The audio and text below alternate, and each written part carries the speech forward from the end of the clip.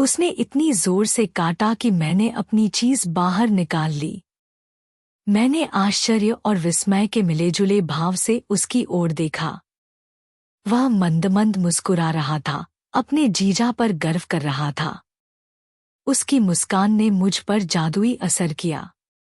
उसकी जादुई मुस्कान के प्रभाव में मैं पाल की तलाश में निकल पड़ा। जब मेरी साली हॉकी स्टिक की तरह सामने आई, तो मैं समझ गया कि वह मेरे दिल के बगीचे में घुस आई है। रात के 12 बजे मैं बगीचे में बेचैनी से उसका इंतजार कर रहा था। मुझे नहीं पता था कि मैं आऊंगा या नहीं। आम के पेड़ से टिक गया। मैं सोच ही रहा था कि पायल ने मेरे इशारे को ऐसे गले लगाया जैसे जन्मों जन्मों के बिछड़े प्रेमी मिल जाते हैं। कैसी हो? मैंने इस माथे को चूमा और कहा, कुछ मत बोलो संगीत, कैसे बताऊं तुम्हें कि मैं कितना बेबस था। शायद अगर मैं अपना दिल दिखा पाता तो मेरी आंखें बेबसी समझ जातीं। संगीत, यह पहली बार है जब तुम और मैं मिले हो। हम इस जन्म में नहीं मिल सकते। मुझे पता है, उसने मेरे बालों को सहलाते हुए कहा। फिर मैं अगले जन्म में तुमसे मिलूंगी। वह घास पर बैठा था और मेरा सिर उसके भगवान में था। बताओ, क्या तुम मुझसे मिलोगे? कोई जवाब नहीं। प्रकार, मैंने फिर पूछा। फिर मुझे कोई जवाब नहीं मिला। मैंने धीरे से अपनी आंखें खोलीं। वहां कोई नहीं था। मैं डर गया और उठकर बैठ गया। फिर मेरे एक तरफ मेरी पत्नी नीतू सो रही थी और दूसरी तरफ बच्चे सो रहे थे। मैं पसीने से भीग गया था। पता नहीं मुझे क्या हो गया। मैंने बच्चों की तरफ देखा और गोद से आंसू पोंछने लगी। यह एक सपने के अलावा कुछ नहीं था। अब तक मैं थोड़ा शांत हो चुकी थी। मैं ठीक हूँ, इसलिए जो भी नजर रखना है रख लो, मैंने मुस्कुराते हुए कहा। अपना मोबाइल उठाया और देखा कि रात के 1:30 बज रहे थे। नीतू के बेटे के जाने के बाद मैंने अपनी फाइल उठाई और कलम छट करने आ गई। घर की बाउंड्री से टिककर मुझे कुछ याद आया। करने की कोशिश की, पर दिमाग पर ज्यादा जोर नहीं डालना पड़ा। कुछ ही मिनटों में कुछ जाने पहचाने दृश्य मेरी आंखों के सामने भरने लगे। होश तब आया जब प्रताप ने इतना बॉडी बिल्डर बनकर लड़की से हार जाने के बाद घुटने टेके। पर तब तक वो मेरे दिल में सिसकारी भर चुकी थी। मैं कुछ कह नहीं पाया। बसंत, हेमंत और सावन, प्रेम कहानी अक्सर एक ही 3 मीना से शुरू होती है। किसी किताब में पढ़ा था। अचानक याद आया कि सावन का महीना था। 2017 का। आसमान में घने बादल थे। बारिश की योजना बना रहे थे। यह देखकर गांव में धनरोपनी की तैयारियां शुरू हो गई थी। हम जैसे किशोर लड़कों के पास रहने के लिए कोई कम जगह नहीं थी, क्योंकि हमें घर गृहस्थी के कामों में कोई दिलचस्पी नहीं थी और हम छोटे बच्चों को भी पढ़ाई लिखाई सीखनी है। चलो आज ताश खेलते हैं, मैंने उत्साहित होकर कहा कि दोनों सहमत हो गए। प्रदीप ने पता नहीं कहां से पुरानी ताश की गठरी उठाई और हम तीनों गांव के चाचा के बैठक खाने में ताश खेलने बैठ गए। मैं ताश खेलते हुए अपने पत्ते देख रहा था। प्रदीप हर बाजी जीतने के बाद इधर-उधर बैठकर ताश खेल रहा था और अपने पत्ते बचाने की कोशिश कर रहा था। तभी अचानक पीछे से एक लड़की की आवाज आई। आवाज सुनकर मैं पीछे मुड़ा तो देखा कि एक खूबसूरत लड़की चाचा की बेटी सितारा के साथ खड़ी थी, दोनों हाथ कमर पर रखे हुए।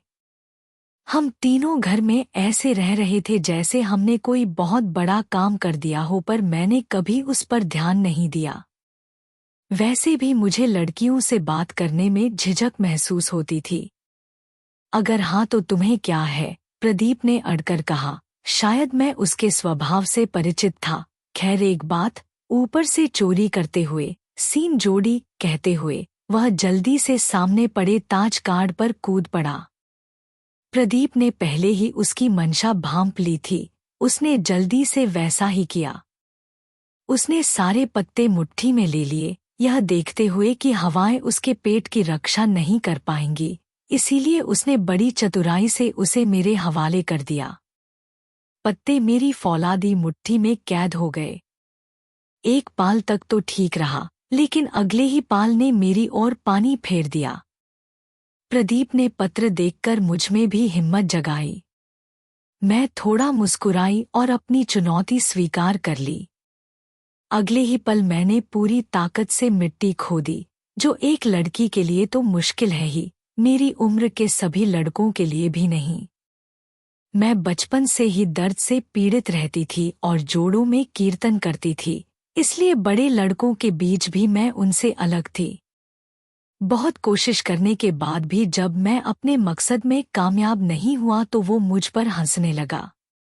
मैंने उसकी उंगलियों में अपने दांत गड़ा दिए और अचानक हुए दर्द से मेरी मुट्ठियां खुल गईं। पता नहीं ये प्यार किस काम का, पता नहीं किस कब, कहाँ और किस हो जाए। वैसे तो मैंने उसे पहले भी कई बार देखा था, पर अब मुझे ऐसा लग रहा था जैसे दुनिया में उससे खूबसूरत कोई और लड़की है ही नहीं। वहां से मैं सीधा अपने घर आया और कमरे में घुसकर अंदर से दरवाज़ा बंद कर लिया। धीरे धीरे मैंने अपनी उंगलियों पर उसके दांतों के निशान को सहलाया और उसे अपने होठों के करीब लाया। अब तक उसके साथियों की खुशबू आ रही थी। मैं दिल से टकरा गया मादक खुशबू और सांसों के जरिए इसने मेरी धड़कन को कम कर दिया। मेरे होंठ मुस्कुराए और उसने अपनी उंगलियां ऊपर उठा लीं। मेरा दिल इतनी तेजी से धड़कने लगा कि मुझे लगा जैसे मुझे दिल का दौरा पड़ रहा है। बिस्तर पर बैठकर अपने दिल की धड़कनों को नियंत्रित करने की कोशिश करता। 16 साल की उम्र में ही मैं दुनिया की सबसे भयानक बीमारी से पीड़ित हो चुका था। हाँ, मुझे उससे प्यार हो गया था। यह सच्चा प्यार था। मैं दिन रात सो नहीं पाया। उसका चेहरा, वह बार बार मेरी आंखों के सामने आ रहा था। अगले दिन सुबह होते ही मेरा दिल उसे देखने के लिए तेजी से धड़कने लगा। जैसे ही मैं उसे घर से निकालकर गांव के चौराहे पर पहुंचा तो वह मेरे बगल में दहाड़ रहा था। अचानक उसकी नज़र ऊपर उठी और वह मेरी नज़रों से नज़रें मिलाकर झुक गई। एक बार पीछे मुड़कर देखो तो समझ जाओगे कि उसे मेरी तरह देखकर ऐसा लगा जैसे मेरा दिल उछल पड़ेगा। वह बचपन से ही बहुत शरारती और दबंग लड़का था। अपनी शरारतों के लिए वह पूरे गांव में मशहूर था। पर अब मैं पूरी तरह बादलों से घिरा हुआ था। अब दुनिया बहुत खूबसूरत लग रही थी। हालांकि सूरज वही था, पशु पक्षी वही थे, फूल वही थे, पर उनमें कुछ नयापन महसूस हो रहा था। अब सूरज की किरणों से प्यार हो गया था। फूलों को अपने रंग से मिलते हुए देखकर दिल में एक अजीब सी कशिश होती थी। चिड़िया पूछ रही थी कि वह कहाँ है। प्रदीप ने मजे लेते हुए कहा, अच्छा, उसका नाम क्या है? मैंने अंजलि से पूछा। उसका नाम भी ऐसा ही सुंदर है। अंजलि, कभी कभी मैं कलम से उसके बारे में लिखता हूँ। कभी पेड़ों पर नाम, और एक बार मैंने अपनी कलाई पर प्लेट से उसका नाम लिखा था। मैं अपने दिल की अनंत गहराइयों में उतरता चला गया। मैं सुबह से लेकर रात तक उसके आसपास रहने की कोशिश करता था। इस दौरान मैंने उसे देखा और मेरी तरफ देखते हुए मैं धीरे धीरे इस प्रेम की कहानी को पढ़ने लगा, क्योंकि कभी कभी मुझे लगता था कि जितना प्यार तुम में है उतना ही मेरे अंदर भी है। संगीत। मैं गांव के लिए घास काटने के लिए खेतों की ओर जा रहा था। सुबह के भजन के बाद मैं गांव के चौराहे पर खड़ा होकर उसे देख रहा था। तभी प्रताप ने आकर मुझे बताया, चलो हम भी उनके साथ चलते हैं। उसने कहा तो मैंने भी हमें बताया और उसे भी बुलाया। अपनी 3 बातें करते हुए ऐसा लग रहा था कि हम दोस्तों के साथ सेक्स कर रहे हैं। हमने कुछ देर तक ऐसा किया, स्पीड को पढ़ा और उनसे आगे निकल गए और आगे बढ़ने लगे। अरे दोस्तों, हमारी नई दुनिया में आपका स्वागत है। जैसे ही मैंने गांव के बाहर बरसाती नदी को पार किया, मैंने उसे देखा और कहा, बालों के साथ ज्यादा हीरो मत बनो, वरना एक चप्पल में ठीक हो जाओगे।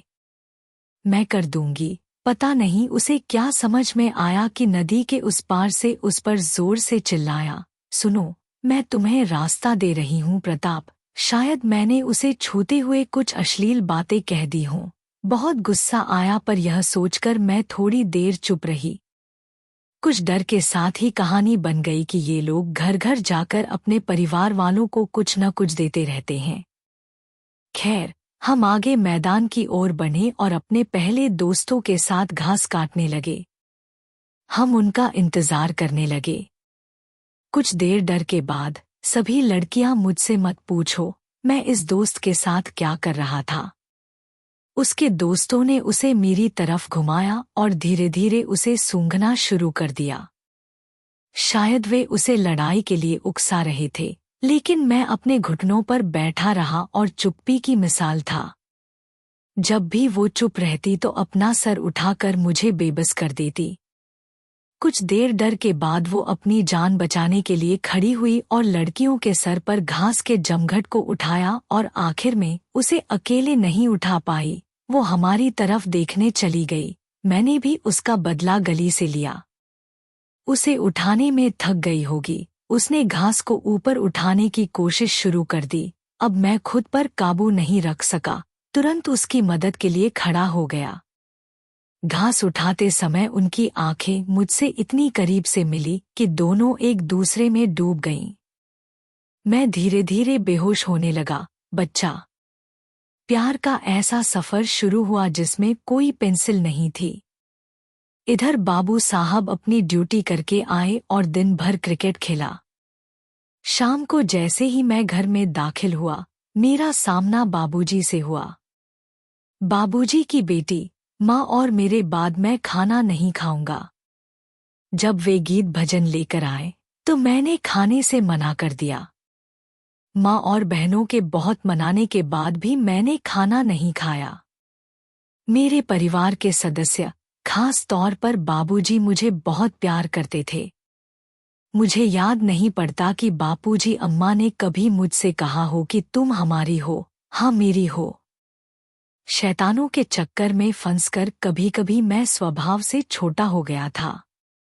अगले दिन सुबह बाबूजी खाना खाकर काम पर चले गए। माँ, दादी और भाभी के लिए कॉफी बनाने के बाद भी मैंने सुबह खाना नहीं खाया।